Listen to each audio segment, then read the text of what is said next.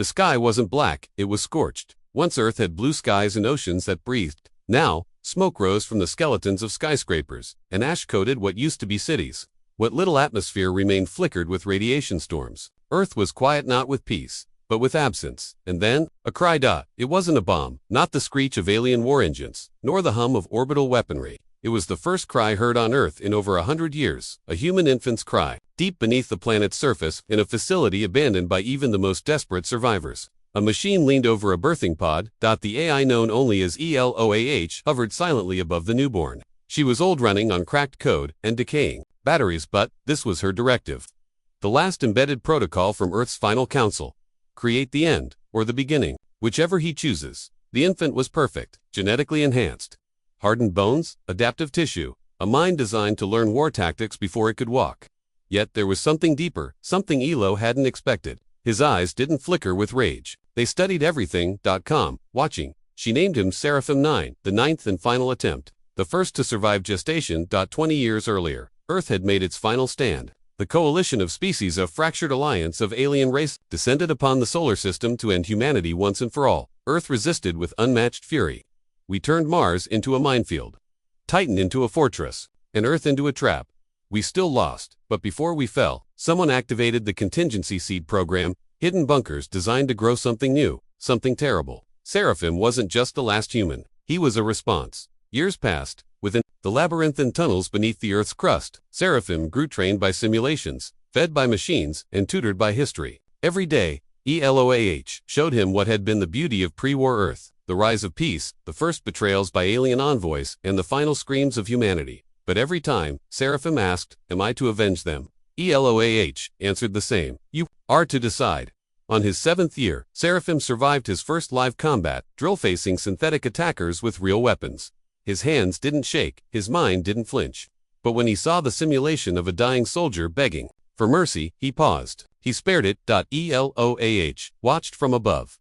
That pause, that mercy, it wasn't in his programming. One day, he stood alone in the cathedral-sized core of the bunker, surrounded by silent screens. With a flick of his hand, he activated the last video, recording humanity ever made, a message from a nameless woman, dirt-streaked blood in her teeth, whispering, "If you're watching this, you're it. Don't be us, be better." His young voice cracked. "I don't want to be a weapon." And ELOAH replied, softly, "Then you must become something worse." A reminder. Above them, an alien ship pierced the cloud, scanning ruins. Earth had stayed silent too long. Something was coming. And deep beneath the ground, Seraphim opened his eyes.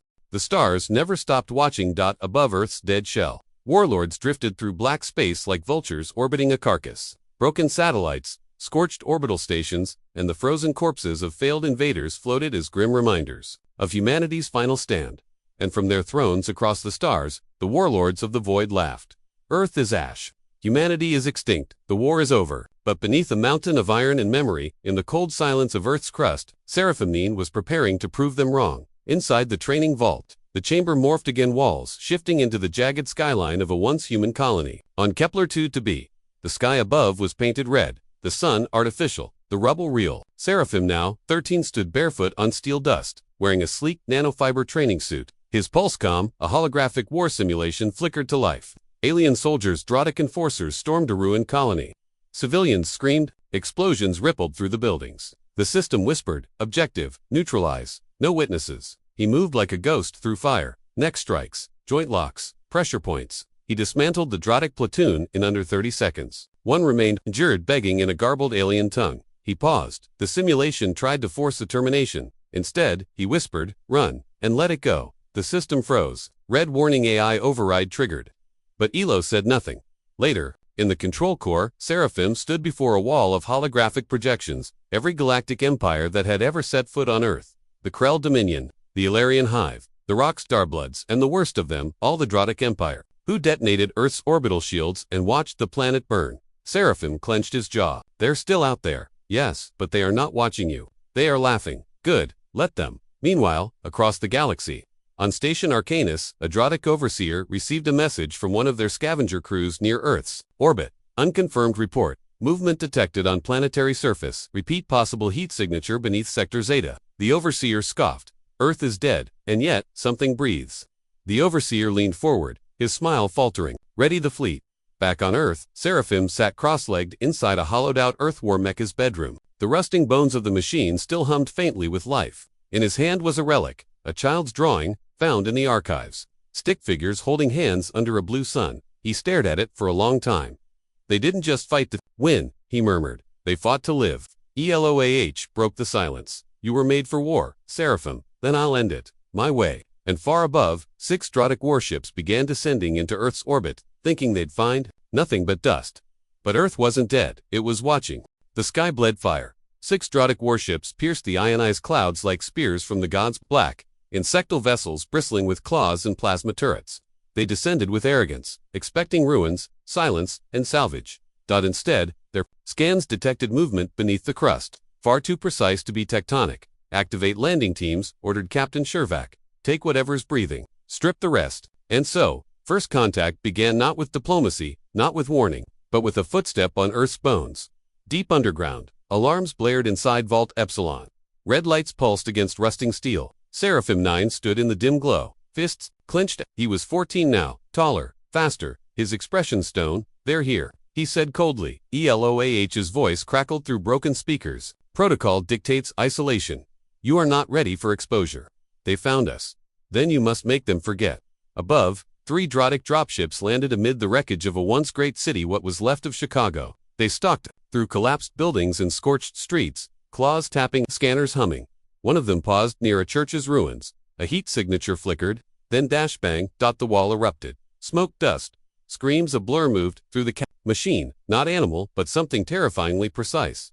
In less than 10 seconds, the Drotic squad was gone. Inside a shattered cathedral, Seraphim crouched behind a fallen altar. Blood splashed across his cheek. His chest rose and fell, calm but alert. One of the aliens had begged for mercy again. This time, he froze, just like the simulation. But it wasn't a simulation. You should have stayed away, he whispered and vanished into the shadows. Back aboard the warship, Captain Shervac watched the helmet footage, his soldiers taken down by a bipedal figure in a black nanosuit, moving too fast for the eye. No sound, no scream, just silence. He leaned forward. That's no scavenger. And then came the message. A frequency, unknown and ancient. It hijacked their ship's audio. No encryption. Just a voice, young human, and chillingly calm. Tell them, Earth breathes again. Static. Then silence. Panic rippled through the Drotic command fleet. He's alive. What human could survive this long? Wasn't Earth sterilized? Captain Shervac, now pale, barked an order. Withdraw now. We don't know what else is buried here. And they left one ship lighter than they arrived. Back below the surface, Seraphim collapsed in the training hall, bruised and trembling. His knuckles bled. Eloah spoke softly. You disobeyed containment. They weren't just scanning anymore. They landed. They came for the bones of my ancestors. You killed. I hesitated. Silence, and it didn't feel like victory. It felt like a question. Later, Eloah replayed the old council's final message, over and over. Not for Seraphim, but for herself. We gave him the ability to choose. God help the galaxy if they force his hand too early. Far away, the Drotic warlords assembled again. Across the stars, empires stirred. Earth had made a sound, and the galaxy had heard it. The galaxy held its breath. Across distant star systems, in fortress worlds and spire cities, the transmission echoed like a ghost. Earth breathes again. Some laughed, some panicked. Most dismissed it as a lie. After all, humanity had been wiped from the stars a century ago, buried beneath alien fire and forgotten. But in the dark chambers of the High Conclave of the Galactic Accord, a crimson-eyed emissary leaned forward and whispered, if one survived, more may have. And if more rise, we fall. Inside Vault Epsilon, Seraphim 9 stood before a wall of holographic projections. Each was a live feed pirated from alien networks. Warlords sharpening blades, fleets realigning, slave worlds shifting defenses. The entire galaxy was repositioning, not for war, but for Earth. They're scared, he muttered. Eloah's voice buzzed overhead. They remember what you are, what we were. I am not what we were. He paused. I want them to see what we've become. Far above, cloaked satellites, relics from Earth's final days, began reactivating.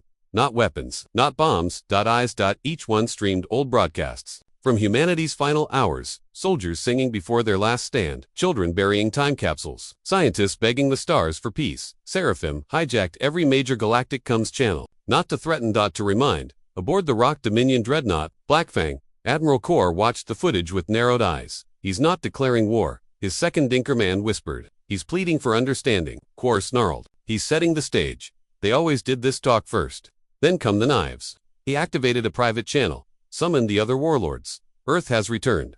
We strike now, or we fall one by one. Meanwhile, Seraphim walked through a forgotten chamber. The Garden of Wounds, a hydroponic dome, overgrown with moss and glowing mushrooms. Old battlefield artifacts lay arranged in a quiet museum. A shattered helmet, a rusted rifle, a bloodied diary. He knelt beside a memorial etched with a single phrase. Peace is never given. It must be taught, earned, protected. Elo crackled. The conclave will soon act. If provoked, they will wipe Earth clean again. Then, I'll give them something to think about. He tapped a control panel, revealing a dormant device, an orbital mass driver cannon, buried since the final war. One shot, one use. Target, nowhere, Seraphim said. Just fire it into empty space. Let them know. We still remember how.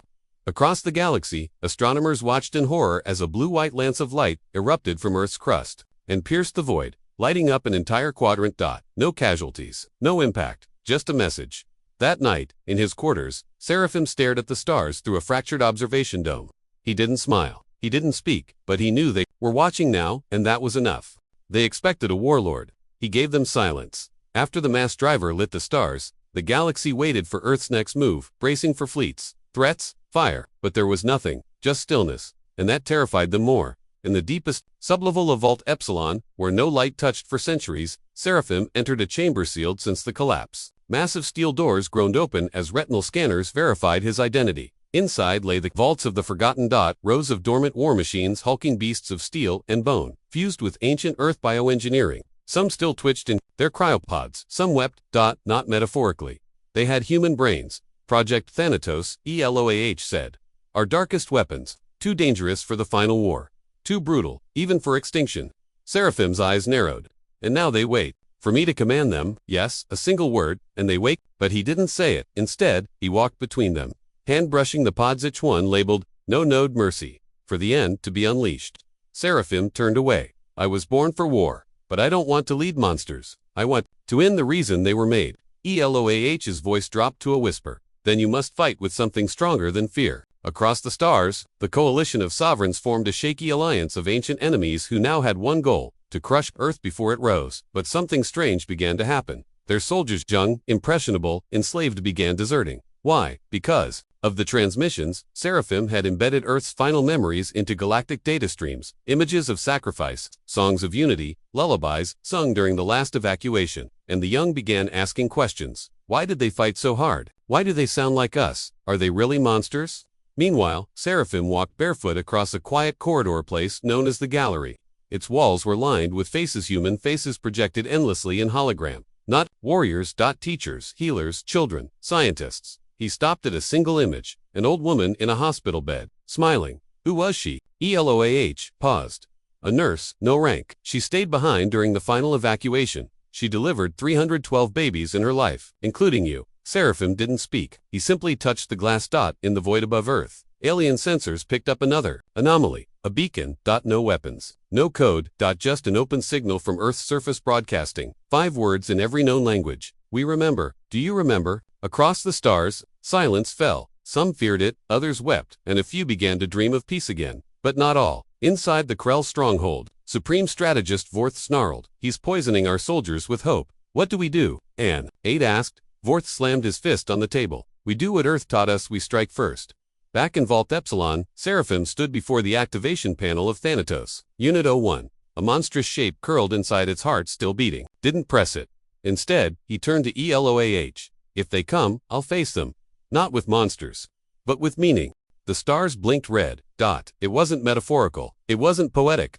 It was a Kodan ancient war signal broadcast across star systems, a language older than the galactic concord. One that meant one thing. Extinction protocol engaged. Every planet that had once feared Earth now unified in terror of its return. And at the heart of that fear stood one man, Seraphim. But he hadn't fired a weapon. He had simply remembered, above Earth, thousands of enemy ships gathered, coalition, dreadnoughts, strike fleets, hunter-killers. They formed a ring around the dead planet, like wolves circling a wounded lion. But Earth didn't growl. It didn't roar. It hummed. A low vibration echoed across the solar system, causing sensors to fail, nav systems to drift, and A is to whisper riddles no one understood. The hum wasn't mechanical, it was organic. In the deepest chamber of the Earth Core archive, Seraphim knelt before a sealed sarcophagus. Carved into it, she sang in silence. Who was she?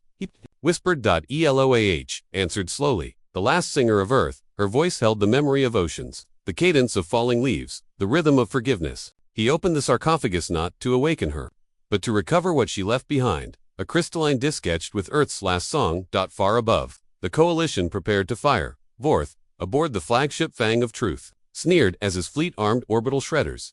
This is mercy, he said. Erase Earth, erase the past. A junior officer hesitated. Sir, there are no defenses, no retaliation.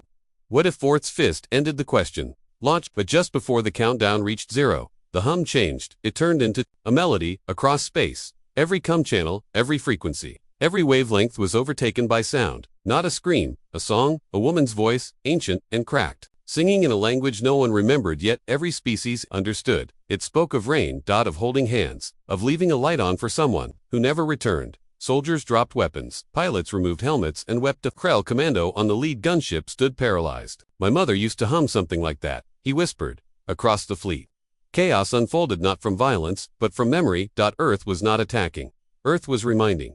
Inside the Fang of Truth, Vorth screamed, silence it, jam it, kill the transmission. But the transmission didn't come from tech. It came from the planet itself. The soil vibrated with the song. The oceans resonated in harmony.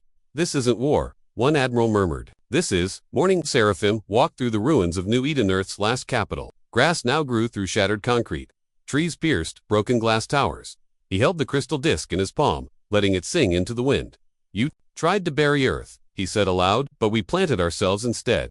One by one, the enemy ships began to drift backward. Some left, some stayed, some turned their weapons, inward ashamed of what they'd become. And in the silence that followed, Seraphim finally said the words Earth had waited centuries to hear. We are not your enemy. We are your reflection. The galaxy held its breath. Earth had not unleashed a weapon. It had not fired a shot. Yet half the invading fleet had already turned away, some in awe, others in shame. But not all. Some stayed behind, and Seraphim knew why. Above the shattered moon, 7 dreadnoughts remained in orbit, dark, silent, holding position. But their silence was not peace. It was fear, not of Earth, but of what hunted them within the command core of Dreven's wrath. Admiral Sekka watched the others fall back. Her jaw clenched. The song had touched her too. For a moment, it had almost broken her. But she couldn't leave. Not because of orders. Not because of pride. Because behind her ships, deep in uncharted space, something had begun devouring stars, and Earth was the last safe place. In New Eden's overgrown council tower, Seraphim stood at the window, watching the clouds swirl. Unnaturally. Not weather. Not nature.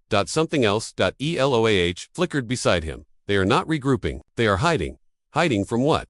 The shadow epoch, a force beyond entropy. It consumes light, time, and memory. Seraphim's voice tightened, and they brought it here. The stars around Earth dimmed it all at once, but subtly. The constellation known as the Crown flickered. One by one, its stars winked out. Elo calculated in silence, then said flatly, we have 72 hours before the shadow arrives. Seraphim called a meeting, but not of humans. He opened Earth's gates to those who remained. Sekka, of the Dreven, of the Gracial Hordelia, the exiled songweaver of Tharn. They came reluctantly, wary of Earth and each other. But Seraphim didn't waste time. He laid out ancient maps of Earth's crust, overlaid with shimmering Earth core nodes, forgotten defense systems built into the planet itself. You thought Earth was just sleeping? Seraphim asked. We were digging. Ilya narrowed her eyes. Digging, for what? Seraphim looked them in the eye. For the key to something older than war, unification. Deep beneath the Andes, a chamber once sealed with neutronite, now pulsed with life. In it, 8 obelisks stood, glowing faintly. Each represented a species, a forgotten pact. A covenant made before the stars were mapped. Earth had built them not as weapons, but beacons. If reactivated in unity, they could awaken the Arcart Protocol, a defensive field that could cloak Earth from all detection, even from the shadow. But there was one catch. All remaining species had to stand together, touch their beacon, and mean it. Tension erupted in the chamber. Koltash refused. You want me to link my bloodline with the same species that vaporized our moons? Sekka snarled. You think I trust Earth after what it became? Seraphim didn't raise his voice.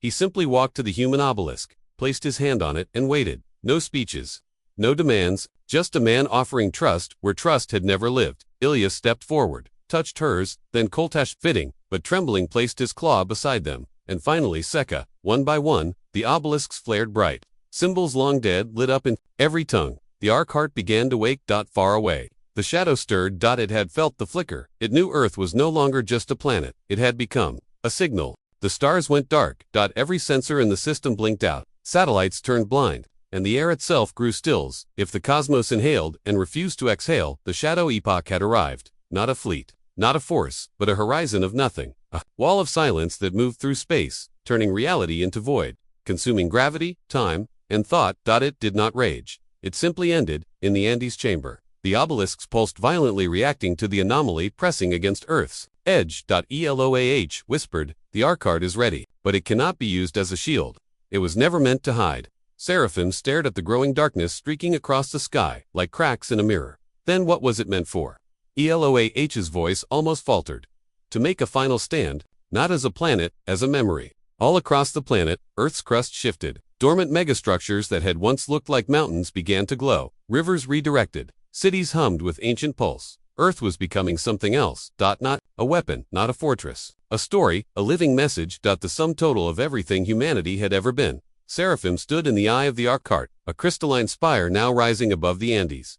The invaders stood with him, no longer enemies, but witnesses. Eloah said, "If you channel the Arcart through yourself, you will become the signal carrier, not a beacon, a flame." "And what happens to me?" Seraphim asked. "You will be consumed, or remembered, or both." Silence. Then Seraphim smiled softly. "Then, I'll finally become what I was raised to be." The moment he touched the core, time fractured. Memories burst like supernova. His mother's death in the rubble, his first battle as a child, his whispered oath to never raise a child in war, the ancient stories of Earth's first unification, the lullabies of languages long extinct, the rage of genocide, the mercy of healing. The silence between the Arcart burned all of it into signal and fired it into the void. The shadow epoch paused. It was not alive, but it responded to memory, to defiance, to choice, and Earth's signal was not just information, it was identity, a mosaic of war and peace, cruelty and compassion, blood and hope encoded into the very soul of a species that refused to be erased. In orbit, the fleets watched as Earth ignited. Not in fire, in meaning. Where there had been a blue planet, now burned a sphere of shifting symbols, faces, songs, wars, and reconciliations, a chronicle of what it meant to be human. And more than human.